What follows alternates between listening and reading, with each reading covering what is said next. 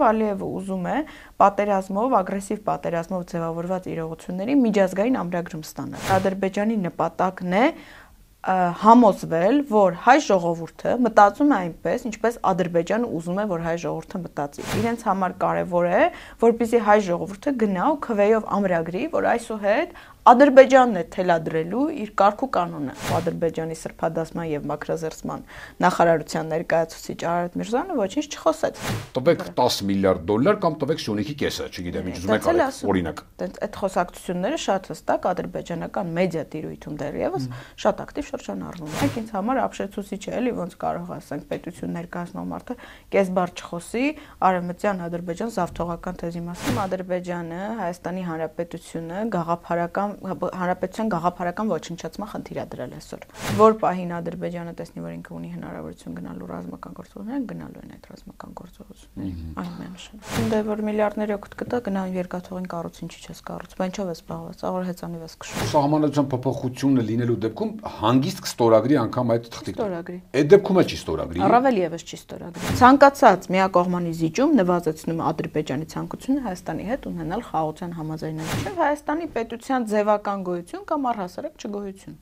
Ոնց ինչի մասին իրենք շատ ուղիղ տեքստով ասում են, որ Ալիևի մեծագույն խնդիրը նա կլինի, երբ ինքը հասկանա, որ Լեռնային Ղարաբաղում տեղի ունեցած ինքը չի մարսելու միջազգային քաղաքական դիվանագիտական առումով։ Անտալիայի դիվանագիտական ֆորումը հայ-ադրբեջանական հարաբերությունների նոր շերտ բացեց, ակնհայտ երևաց Բաքվի կոշտ դիրքորոշումն ու խաղաղության չգնալու կամ մեզ համար նվաստացուցիչ պայմաններով գնալու ձգտումը։ Բարև ձեզ, ես Արկադի Գրիգորյանն եմ, կիզակետում այսօր փակագծեր կբացենք մասնագետի հետ, ադրբեջանագետ պատմական գիտությունների թեկնածու Տաթևիկ Հայրապետյան, բարի գալուստ կիզակետ։ Շնորհակալ եմ հրավեր ընդունելու համար։ Եվ այսպես Բայրամովը Անտալիայում հստակ նշեց երկու հանգամանք, որն ըստ իրենց խանգարում է պայմանագրի կնքմանը, Մինսկի խմբի լուծարում եւ սահմանադրության մեջ Հայաստանի ըստ իրենց որոշակի հավակնություններ Ադրբեջանի նկատմամբ, այսինքն ուզում են փոփոխություն կարճ ասած։ Կարող ենք սրանք համարել Բաքվի վերջնական նախապայմանները, թե ուղղակի միջանկյալներ են ձգձգելու եւ հետո նորերը առաջ քաշելու համար։ Միանշանակ սրանք ուղղակի մեթոդներ են, այսինքն թեզեր են, որոնց միջոցով Ադրբեջանը նոր խնդիրներ է Հայաստանի առջև դնելու։ Դրանցից առանձին կարճ անդրադառնամ, որովհետև դա պարբերաբար նաև իմ Տելեգրամյան ալիքում անդրադառնում եմ Մինսկի խմբի լուծարման մասով։ Տեսեք, Մինսկի խումբը թեկուզ ինքը ակտիվ չի գործում եւ այլն, բայց ինչի համար է ստեղծվել, այն նպատակով, որ Լեռնային Ղարաբաղում կա հակամարտություն Լեռնային Ղարաբաղի շուրջ եւ այդ հակամարտությունը պետք է լուծվի խաղաղ ճանապարհով։ Հիմա ինչի համար է կասեք Ալիևի համար այդքան կարևոր ոչինչ չանող Մինսկի խմբի առկայությունը, որովհետև Ալիևը ուզում է պատերազմով, ագրեսիվ պատերազմով ձևավորված իրողությունների միջազգային ամրագրում ստանալ։ Մինսկի խմբի չեղարկումը օգնելու է Ադրբեջանին միջազգայինորեն ամրագրել, որ պատերազմով, ագրեսիվ պատերազմով, էթնիկ զտման, բռնի տեղահանմամբ ձևավորված իրողությունները միջազգայինորեն ավելի քան ընդունելի են։ Սա մեկ։ Սահմանադրության հետ կապված։ Ես կարծում եմ, այս ամբողջ Անտալիայի ֆորումի ամենահետաքրքիր կետը այն էր, երբ Բայրամովը ուղիղ տեքստով ասեց, մեզ անհրաժեշտ է իմանալ հայ ժողովրդի դիրքորոշումը։ Սա ամենահետաքրքիրն էր ինձ համար այս ամբողջ ֆորումում, որը եւս մեկ անգամ եկավ ինձ համոզելու, որ Ադրբեջանի նպատակն է համոզվել, որ հայ ժողովուրդը մտածում է այնպես, ինչպես Ադրբեջանը ուզում է, որ հայ ժողովուրդը մտածի։ Միայն Փաշինյանի եւ նրա բավականին կոլաբորանտ թիմի աշխատանքը բավարար չէ Բաքվի համար։ Ասում են, դե լավ, դուք այսօր կաք, վաղը չկաք, ինչպես նայում եք տարբեր ընտրություններով էլ գնալով ձեր ռեյտինգը մարում է։ Բայց ինչպես է մտածում հայ ժողովուրդը, իրենց համար կարևոր է, որպեսզի հայ ժողովուրդը գնա ու քվեով ամրագրի, որ այսուհետ Ադրբեջանն է թելադրելու իր կարգ ու կանոնը։ Հետոն չկարողանան փոխել, այսինքն որ գալիք իշխանությունները նաև ոչինչ չկարողանան անել։ Դա մի կողմ, այո, գալիք իշխանությունները ոչինչ չեն կարող անել, բայց երբ որ Ադրբեջանը միջազգայինորեն ամրագրի, որ Լեռնային Ղարաբաղի շուրջ չկա հակամարտություն, այսինքն դա հակամարտություն չի եղել, դրան կտա ցանկացած այլ անվանում, ագրեսիա, ահաբեկչություն, չգիտեմ, այլ անուն, անջատողական մեր հետ կապված։ Ըստ դրանից արդեն կբխի բոլոր փոխհատուցումների խնդիր, պատժամիջոցների խնդիր, չէ՞ որ պետությունը օրինակ ինչի է Ալիևը ամենաբարձր մակարդակով ասում Հայաստանը ֆաշիստական պետություն է։ Ինչի է այսօր Բաքվի շինծու դատավարություններում այդ թեզը կարմիր թելի պես անցնում, որովհետև եթե ինքը ներքին սպառման համար թեկուզ ասում է, այս այս պետությունը ֆաշիստական է, նշանակում է այդ պետության հանդեպ հետագա ցանկացած գործողություն ճակերտավոր արդարացված է։ Իսկ սահմանադրությունը կներեք փոխենք, եթե փոխվի Հայաստանի, կարճ ասած, եթե փոխվի իրենց ուզած ձևով, հաջորդ քայլով գնում է ավելի խորը բան, Հայաստանից էքսպանսիաներ, Հայաստանին դարձնել բան, հա, Հիտլերյան Գերմանիա եւ այլն։ Դրա մասին շատ པարզ տեքստով խոսում է եւ Ադրբեջանի նախագահը, եւ Ադրբեջանի պետական հեռուստաընկերությունը, եւ բազմաթիվ նախարարներ եւ տարբեր այլ պաշտոնյաներ, ինքը շատ པարզ տեքստով գնում է Ադրբեջանում, եւ բնականաբար դրա հետ կապված մեր կողմը ներկայացնող իմ խորին համոզմամբ Ադրբեջանի սրբադասման եւ մաքրազերծման նախարարության ներկայացուցիչ Արարատ Միրզոյանը ոչինչ չխոսեց։ Ընդամենը փոքր ակնարկ, թե իրենք էլ Ադրբեջանի սահմանադրության մեջ են խնդիր տեսնում, այդպես էլ չկարողանալով հստակ հիմնավորել եւ փաստարկել, թե ինչ խնդիրներ կան, իսկ այդ խնդիրները կան, թող Ադրբեջանի ԱԳՆ-ի կայքը բացեն, այնտեղ նշված է, որ Ադրբեջանի առաջին հանրապետության տարածքը 114,000 քառակուսի կիլոմետր է եւ իրենք հռչակել են իրենց այդ առաջին հանրապետության իրավահաջորդ Ալիևը հորինելով արևմտյան Ադրբեջան խոսույթը ամբողջությամբ ցույց է տալիս, որ ունի զավթողական նպատակներ դրա մասին Արարատ Միրզոյանը ոչ մի բառ ընդհանրապես չասեց։ Հայաստանի սահմանության մասը ավարտենք մի ձևակերպով, այսինքն սա ըստ էության ամենաառանցքային մասն է, եթե նայում ենք պետականության տեսակետից, երևի ավելի առանցքային, քան այսպես կոչված Զանգեզուրի միջանցքը, ճիշտ եմ հասկանում։ Այո, միանշանակ դա նշանակում է, որ դու թույլ ես տալիս հակառակորդիդ այսուհետ որոշել, թե դու ինչ կարգ ու կանոնով ես ապրելու։ Ինքն է որոշելու քո պետական կարգը, ինքն է դու քեզ ամբողջությամբ դնում ես Ադրբեջանից կախվածության մեջ։ Եվ ինչի է Իրան պետք, որ Հայաստանի Հանրապետության քաղաքացին գնա քվեարկի։ Այո, ասի դուք ամբողջ ժողովրդով գնում եք քվեարկում եք ձեր համար Արցախը սխալ պատմություն ա եղել, սխալ եք կռվել, ամենից սխալ եք արել, սրանից հետո ես եմ ձեզ ասելու, թե ճիշտը որն է, ու դուք դրանով շարժվելու եք։ Էս է ամբողջ տրամաբանությունը։ Նա դա կարողացել է անի Նիկոլ Փաշինյանի եւ թիմակիցների հանդեպ, բայց համընդհանուր ամրագրման հասնելու համար իրան պետքա որպեսզի քաղաքացիները գնան տեղամաս եւ քվեարկեն դրա շուրջ։ Հա, օրինակ վաղը կարող ասել այդ որ Արցախում այսքան հարստություն օգտագործել եք որպես էքսպանսիոնիստ, տվեք $10 միլիարդ կամ տվեք Սյունիքի կեսը, չգիտեմ ինչ ուզում եք արեք, օրինակ։ Այդ խոսակցությունները շատ հստակ ադրբեջանական մեդիա տիրույթում դեռևս շատ ակտիվ շրջանառվում են։ Այ Ադրբեջանի սահմանադրության մասին արդեն ակնարկեցիք, այստեղ ես իմ կարծիքով ուշագրավ բան լսեցի Բայրամովից, միգուցե էլի էր ասել ինձ ուղեք։ Տարակուսեց, թե մեր հայ գործընկերները ինչու են խոսում տարածքային հավակնությունների մասին,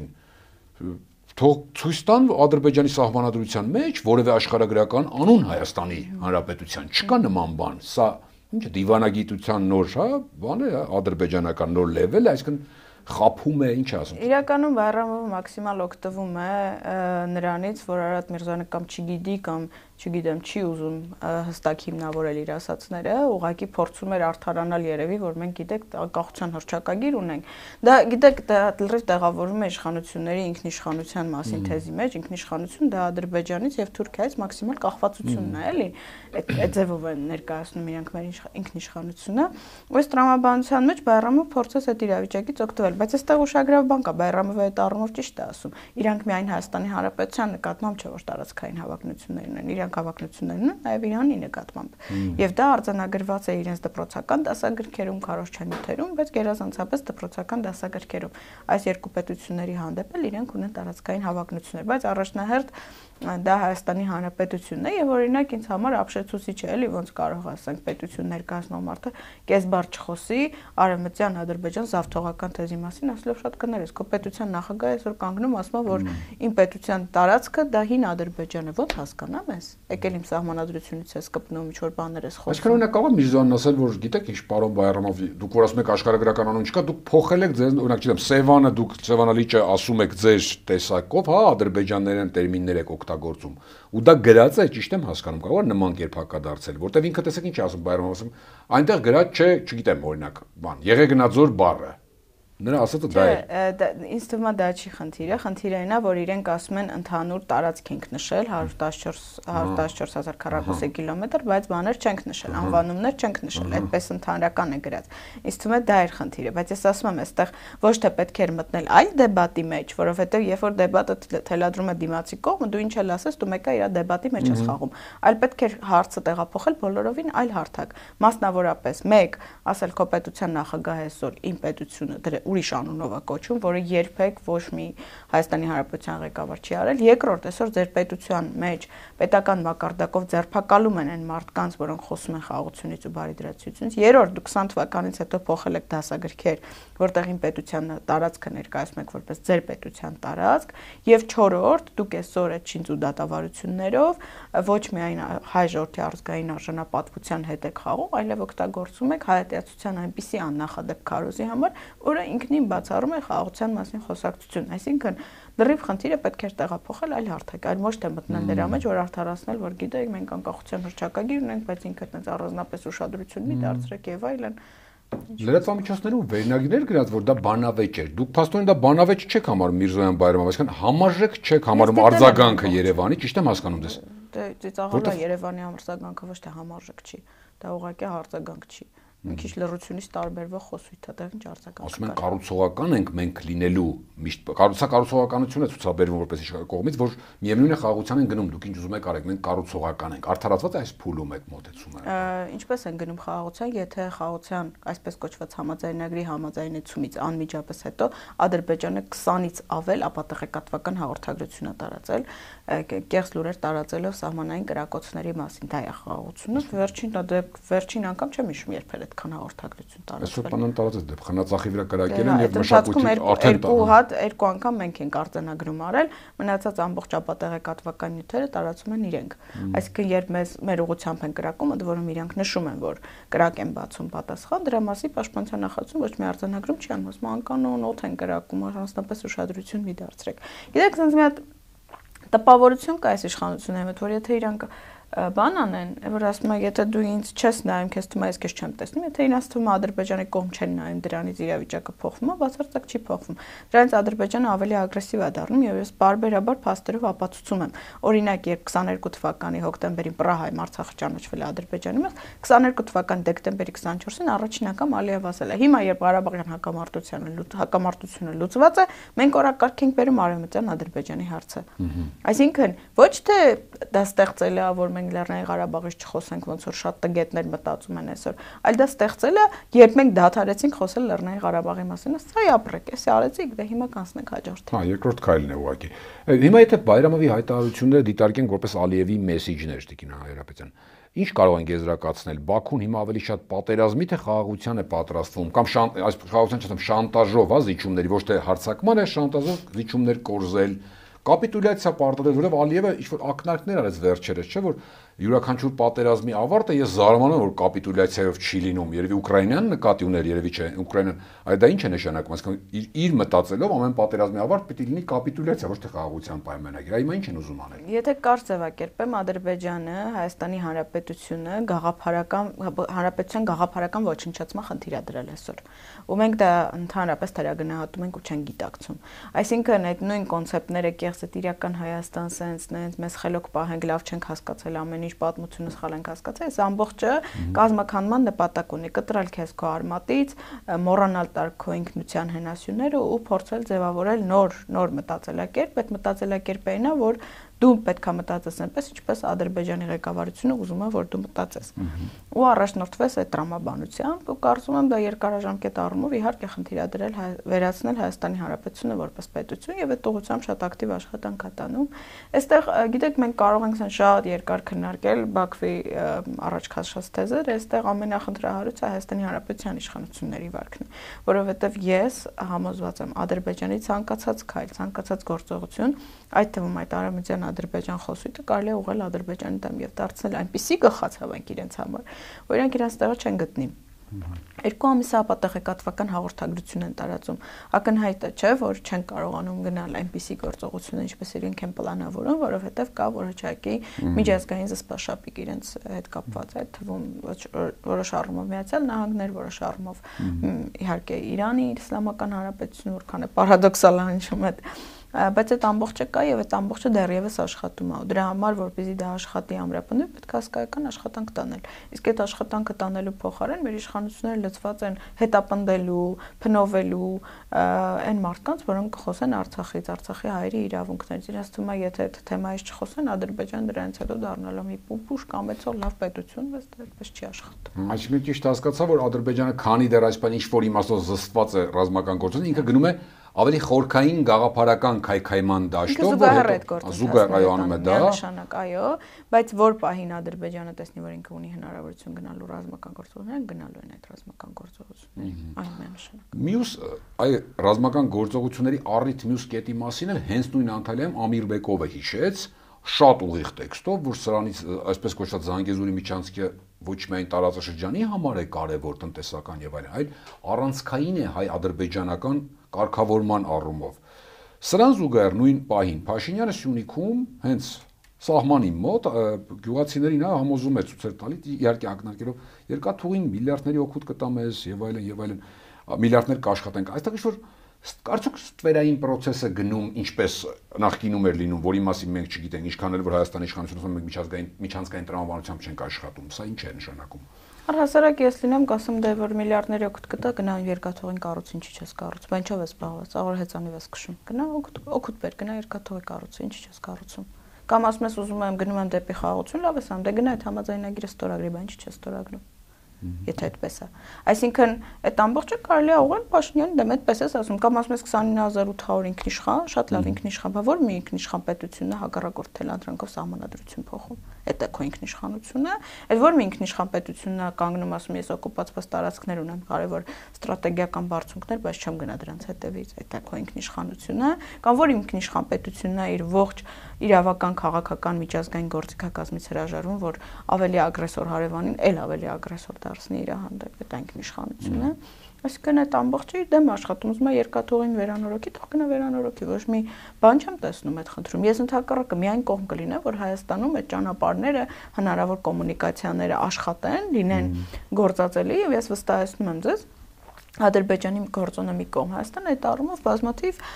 հետաքրքրող կողմերի կներգրավի, կդնի իր կարգուկանոնը, կասի ես ունեմ այս լավ սարքած մագիստրալները, ճանապարհները, եկեք, էս են իմ պայմանները, ուզում եք, դե ուրեմն ձեզ էլ ճանապարհներ են, պետք է եկեք օգտվեք։ Այս տրամաբանությամբ պետք է Հայաստանը բան անի, իր կանոններով, իր կանոնակարգերով, եթե կարողանում է թողանի, ոչ բանը չեն կարողանում անեն, մենակ խոսում են, էլի։ Իսկ իր կարողանում է, որտեղ Բայրամովն ասաց, ընդཐུպ հիշեց, որ խորհրդային ժամանակ այդ 40 կիլոմետրանոց հատվածը Ադրբեջանի երկաթուղուն է պատկանել կամ վերահսկվել,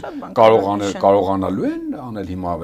այսինքն հիմա որ բանն է ավելի գերակշռում միջանցքային այսպես։ Նաև ֆինանսական միջոցների հարց կա, զուտ կարողանալ ցանկության խնդիր չի, այդ երկաթուղը վերականգնումը դա ֆինանսական բավականին լուրջ միջոցների ներգրավման մասին է խոսում, չէ՞ մի հատ հյուսիս հարավ չեն կարողանում կառուցել երկաթուղ պիտի վերականգնեն, տեսնենք էլ իրանց արած է, ոնց որ իրանք են ասում 7 տարի նույն դասանում են մնացել։ Երկաթուղին վերականգնեն ճանապարհը ում հսկողությամբ դեռ առկա է բացառապես մեր։ Չէ, դա հասկանալ, իսկ առկա է այդ բանավեճը, որ ասում են մի պահ սրվեց, ասում էին որ միջանցքին ըստ էության կամ միջանցքային կամ ճանապարհ տալուն կողմ են, բայց ով պետք է վերահսկի, այստեղ կա գերտերությունների պայքար, չգիտեմ, Մոսկվայի, Վաշինգտոնի պայքար, Թուրքիայի պայքար։ Դա հիմա արդիական է, թե ավելի շատ սահմանադրություն։ Հիմա միջանցքային խնդիրը արդիական է այս պահին։ Եկեք մի բան հստակ հասկանանք։ Այդ հարցում Հայաստանը ունի դաշնակիցներ, հանձին կոնկրետ Իրանի Հանրապետության, Իրանի Իսլամական Հանրապետության եւ եթե նկատեք վերջին իր բավականին ընդգրկուն հարցոպատասխանի ժամանակ կարելի է շատ խորամանկ քայլի դիմեց իբրև գիտեք, չեք ուզում այս ճանապարհ ոչ բան մի տվեք, մենք Իրանի հետ կպայմանավորվենք, շատ լավ, եթե պայմանավորվող ես, գնա պայմանավորվի։ Ունես տպավորություն ստեղծելով, թե գիտեք, իբր Իրան իր դիրքորոշմամբ թույլ չի տալիս, բայց այստեղ կոնկրետ սուվերենության հարց կա եւ այստեղ կոնկրետ ռիսկերի հարց կա, որը Ադրբեջանի պես պետության պարագայում բնականաբար առաջ է գալուս։ Եվ այս հարցում Ադրբեջանը ուներ դաշնակից իրականում հանձին Ռուսաստանի, երբ որ կար նոյեմբերին այդ կետը եւ այլն, բայց ինչ տեղի ունեցավ, երբ այս տարվա հունվարին Մոսկվա Իրան, Թեհրան գնաց այդ ռազմավարական, ռազմաքաղաքական իրենց դաշինքը, դրանից հետո եթե նկատեք Ռուսաստանի դիրքորոշման մեջ էական փոփոխություններ տեղ ունեցան։ Եվ եթե ուշադրություն դարձնեք Հայաստանում Իրանի դեսպանի վերջին ասուլիսին, այնտեղ որոշակիորեն զգացում եմ, որ ասում եմ մենք բոլորին բացատրում ենք։ Սա մեր համար կարմիր գիծ է, կենսական գիծ է եւ մենք այս հարցում չենք զիջելու։ Եթե ձեր համար ինչ որ տակտիկական նշանակություն է, մեր համար սա ռազմաքաղաքական նշանակություն է։ Իսկ այդ հարցերում զիջման չեն գնում։ Ուստի այստեղ խնդիրը ինչի Փաշինյանը սենց ասեց, նենց ասեց, այդ հարցում կան բավականին էական խաղացողներ, որոնք հանդիսանում են զսպաշապիկ եւ ես ձեզ ասեմ, այդ հարցը նոր չի, այդ հարցը 100 տարի առաջ էլ ա եղել սեղանին դրված, երբ որ այն ժամանակ նույն Հայաստանի ժամանակվա իշխանություններ հրաժարվել Զանգեզուրը պաշտպանել, իսկ քեմալական Թուրքիան ու բոլշևիկյան Ռուսաստանն էլ իրար հետ հստակ պայմանավորվել են, որ այդ ամբողջը հանձնելու են Ադրբեջանին։ Գարեգին Նժդեհի կազմակերպված պայքարը կանխեց այդ ամբողջի իրականացումը։ Դրա համար մինչև հիմա Ալիևը մռմռում է, երբ Նժդեհի անունը տալիս է։ Այսինքն, այստեղ պետքա արդեն Նժդեհ չունենք մեր ժամանակներում, բայց աշխարհակաղակական այնպիսի իրավիճակ ունենք, որը Ադրբեջանին այդ առումով զսպում է, որ պահին Ադրբեջանը տեսնի Աստված մի արասե Իրանի հետ կապված սրացումներ իրավիճակի միջազգային, ինքը կարող է գնալ արդեն բավականին ագրեսիվ գործողությունների։ Այսինքն մտնի իր ասած այդ 40 կիլոմետրը բացի, կոպիտ ասած, հա հիմա զսպողներ կան։ Հայաստանը չէ այդ զսպողը, ճիշտ եմ հասկանում։ Ես կարծում եմ Հայաստանը թե ինչ է զսպել, որ այդ մի բանը զսպի։ Եվ ժողովրդին էլ հետաքրքրում մի բան։ Այս սահմանադրության փոփոխությունը պետք է անպայման լինի, որ Ադրբեջանը ստորագրի, թե որևէ բանավոր կամ գրավոր խոսման դեպքում կստորագրեն խաղաղության պայմանագիրը, դա կասեն հետո, որովհետև Հայաստանը հիմա գիտեք ինչ ասում, տեխնիկապես էլ հնարավոր չի։ Իսկ ոնց այդքան արագ հանրաքվե կազմակերպեմ եւ այլն։ Ինչպես կշվարվեն այս փուլը։ Նախ ինքնին այդ համաձայնագիրը ու հատկապես մեզ հայտնի բավականին կետերը պրոբլեմատիկ են Հայաստանի Հանրապետության համար, բայց ես ասում եմ անգամ այդ պրոբլեմատիկ թուղթը Ադրբեջանը չի ուզում ստորագրել եւ ես դեռ տարիներ առաջ մենք զրույցներ ունեցել ենք, ես ասել եմ, որ Ադրբեջան թուղթ չի ստորագրելու։ Ադրբեջանին պետք է գործընթացի շարունակականություն եւ Ադրբեջանը գնալու է այդ ճանապարհով, քանի դեռ կարող է Նիկոլ Փաշինյանի իշխանությունից մաքսիմալ արդյունք ստանալ։ Նիկոլ Փաշինյանն էլ երևի ինչ որ թղթի կտոր է պետք, որ գասի տեսեք խաղաղություն բերեցի, մարդկանց աչքերին թոս փչի, թղթի կտորն էլ չի կարողանում ստանալ, որովհետեւ Ադրբեջանը բավականին լուրջ պահանջներ է դրել, որտեղ Նիկոլ Փաշինյանի եւ նրա թիմի որոշումները բավարար չեն, այնտեղ արդեն քաղաքացիների ներգրավվածության խնդիր կա, որը բնականաբար շատ ավելի բարդ երկար գործընթաց է, պետք է իմ ենթադրությամբ օգտագործեն պատերազմի սպառնալիք ակտիվորեն, ասենց Ադրբեջանի հետ համատեղ մի հատ հիբրիդային պատերազմ սկսեն, որ միգուցե փորձեն մարդկանց ուղեղների վրա ազդել այդ տրամաբանությամբ գնել, որտեղ ընդհանուր առումով պարզա, որ հայ ժողովուրդը ուղղակի Ալիևի թելադրանքով չի գնալու սահմանադրություն փոխել։ Այսինքն դա անել մինչև 26-ի ընտրություններ չի։ Չեմ կարծում իրանք կարողանան, բայց ոչինչ նաև չեմ բացառում։ Ամեն դեպքում պրակտիկա առումով չեմ պատկերացնում այս իրենց քաղաքականության ձախողման պարագայում, երբ այսքան միակողմանի զիջումներից հետո անգամ մի թղթի կտոր չեն կարող ստանան փոխարենը ակտիվ ագրեսիվ ռետորաբանություն են ստանում, ընդ որում Արարատ Միրզոյանը այդ ակնարկ արեց, ասաց, բա գիտեք, մեր ժողովուրդը մեկ էլ իմանում է, որ Բաքվից sense բաներ են ասում, տենք տարակուսում է։ Այսինքն ուզում ես չիմանա, որ Բաքվից sense բաներ են ասում, էլի փողեք ես միշտ ասել եմ, Հայաստանի իշխանությունը փորձում են ստեղծել Ադրբեջանի մասին գոյություն չունեցող իմիջ, որ ամեն ինչ նորմալ է, Ադրբեջանը գնում է խաղաղության, բայց քանի որ Ադրբեջանը շատ ագրեսիվ ու հայատյաց պետություն է, իրենք չեն կարող այդ ամբողջին այդ ցանկությունները, նկրտումները թաքցնել։ Չեն խորամանկում ի դեպ, ուղիղ ասում են, ուղիղ են ասում, Բայրամովը օրինակ է։ Ոչ միայն Բայրամովը, Իլհամ Ալիևը շատ ուղիղ, շատ հստակ, շատ բան շեշտադրումներ, ասում եմ, ես ասում եմ, այս վերջին ելույթից առաջ նախավերջին ելույթում, ընդամենը 15 րոպեանոց ելույթում 11 անգամ հայերին ասում է թշնամի։ Դուք եկել ինձ ասում եք, ինքը մի հատ թուղթ կստորագրի, որով մի նոր բան եդեմական ժամանակներ կբացեն Հայաստան-Ադրբեջան հարաբերությունների չի մասնախոսք։ Այսինքն ճիշտ հասկացա, որ սահմանադրության փոփոխությունը լինելու դեպքում հանգիստ կստորագրի անգամ այդ թղթի։ Ստորագրի։ Այդ դեպքում էլ չի ստորագրի։ Առավել եւս չի ստորագրի։ Որովհետեւ ինքը ինչի մինչեւ հիմա չի ստորագրում, որովհետեւ ինքը հասկացել է, որ ինչ ուզեն անելու են։ Եթե ինչ ուզեն անելու են, ինչի ինքը պետքա իր առաջ ինչ որ պարտավորություն վերցնի, որ մինիմալ, որտեղ պետքա ճանաչի Հայաստանի Հանրապետության տարածքային ամբողջականություն։ Առավել եւս չի ստորագրելու։ Ցանկացած կողմանի զիջում նվազեցնում Ադրբեջանի ցանկությունը Հայաստանի հետ ունենալ խաղաղության համաձայնագիր կոչվող որևէ թուղթ։ Ստորագրի մինչև ուր հասնեն Տիկին Հայրապետյան, մինչև կապիտուլյացիա, ինչի հասնեն, թե մինչև Հայաստանը չլինի։ Մինչև Հայաստանի պետության ձևական գոյություն կամ առհասարակ չգոյություն։ Ոնց ինչի մասին իրենք շատ ուղիղ տեքստով ասում են, ձեր կարծիքով ինչ են իմ եւ ձեր պետության տարածքը որոշել Արևմտյան Ադրբեջան կոչել, որը ոչ քաղաքական, ոչ իրավական, ոչ աշխարհագրական, ոչ պատմական որևէ հիմք չունի, դատարկ փոչիկ է ամբողջությամբ։ Ինչի որոշեցին։ Ինչի են դամեցրել հանրակրթական դպրոցներ, սերունդ են կրթում դրանով, ոչ թե ուղղակի նախագահի մակարդակով են ասում, որ հենց այնպես չեն անում։ Դե եկեք այդ պարագայում ոչ միայն քաղաքագիտական, նաև քաղաքական գնահատականով ավարտենք լավ այդ ավանդական հարցը, որ արդեն 5 տարի է տալիս եմ նաև քաղաքական գործիչներին, չի տեղավորվում մարդու տրամաբանության մեջ։ Այս ամեն ինչը վստահաբար գիտեն, չէ, Հայաստանի իշխանությունները, այն ինչ որ մենք հիմա խոսեցինք այս վերջի 25 րոպեն։ Այսինքն որ սահմանադրությունը ինչու է փոխում Ադրբեջանը։ Եթե գիտեն, ինչ գուշակում են, լավ գիտեն։ Հիմա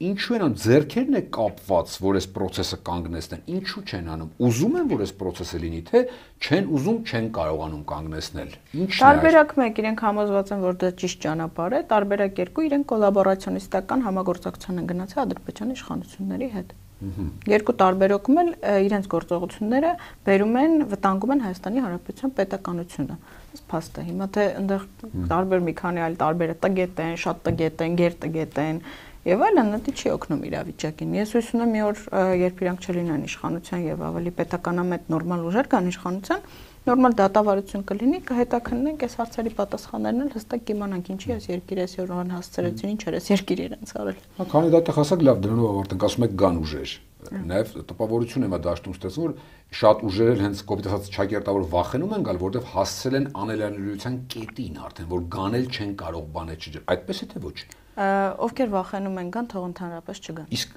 հա, լավ, իսկ ովքեր որ գան, ուզում ասել, կա հնարավորությունը։ Միանշանակ կա։ Ես անձամբ ուժ չեմ, կուսակցություն չեմ եւ այլն, հավակնություն չունեմ, բայց ես անձամբ քանի անգամ հստակ շեշտել եմ, թե որտեղ ինչ ձև աշխատելով կարելի է այս իրավիճակից դուրս գալ։ Կոնկրետ Ադրբեջանի մասով եմ ասում, քարոզչության, տեղեկատվության, դիվանագիտության եւ այլն։ Միանշանակ կան լուծումներ, ասում եմ, Ալիևի այսօրվա քաղաքականությունը կդառնա իր համար մեծագույն գլխացավանք։ Այսինքն ունի նաեւ խոցելի տեղեր, որտեղ կարող բռնել։ Բազմաթիվ խոցելի տեղեր ունի, բայց այդ կարծիքով ինչի է կպած ուզում ամրագրի, որ Արցախը sense ի վերջո եկեք մի հատ էլ սրանով ավարտենք։ Թվում է ամեն ինչ ունի, ինչ ուզել է ունի, Ստեփանակերտը քանդում է հանգիստ, ամեն ինչ ուզում անում, բայց իրան դա բավարար չի, ինչու՞։ Որովհետև այո, որովհետև ինքը պետքա միջազգայինորեն դա ամրագրի, որովհետև ինքը գիտի ինչ այն քարել Լեռնային Ղարաբաղում, ինչ անընդունելի եւ անկալելի է դա եւ խելացի աշխատանքի դեպքում, ինչպես դա կարելի է ուղղել իր դեմ։ Կարճ ասած Ալիևի մեծագույն խնդիրը նա կլինի, երբ ինքը հասկանա, որ Լեռնային Ղարաբաղում տեղի ունեցած ինքը չի մարսելու միջազգային քաղաքական դիվանագիտական առումով։ Դա դառնալու է իր մեծագույն խնդրեմը։ Երբ ինքը զբաղված լինի այդ խնդրով, ինքը հավատացեք շատ ավելի քիչ կհիշի Հայաստանի Հանրապետության մասին։ Շնորհակալ եմ, թույլ տվեք ես ավարտեմ, այսինքն այդ պարագայում ակամա Երևանում ցույց անող կամ ընդհանրապես իրենք ցույց տվող արցախցիների դեմ խոսող հայաստանցի պաշտոնյաները եւ ոչ միայն պաշտոնյաները ակամա, լավ ակամա եմ ասում, Ալիևի դաշնակիցներն են։ Բարբար կրկնվում է խոսույթը։ Ինչ մասն։ Քանի դեռ այս մարդիկ այստեղ կան, Ալիևը գլխացավանք ունի, դա մոտարապես։ Նշանակ այո։ Դե դրա համար էլ այնպիսի պայմաններ են ստեղծում, որ այդ մարդիկ թողեն գնան, որովհետև եթե իրանք կոմպակտ չապրեն, խումբ չձևավորեն, պահանջներ չառաջադրեն, դա Ալիևի համար, այսպես ասած, լազատ է։ Պարսկական բառ օգտագործում։ Շատ շնորհակալ եմ։ Շնորհակալ։ Հիշեցնեմ Կիզակետում այսօր ադրբեջանագետ պատմական գիտությունների տեխնատու Տաթևիկ Հայրապետյանն էր, Կիզակետի թողարկումներն ուշադիր տեսանյութ է դիտելու համար առաջարկում եմ բաժանորդագրվել մեր YouTube-յան ալիքին, կհանդիպենք։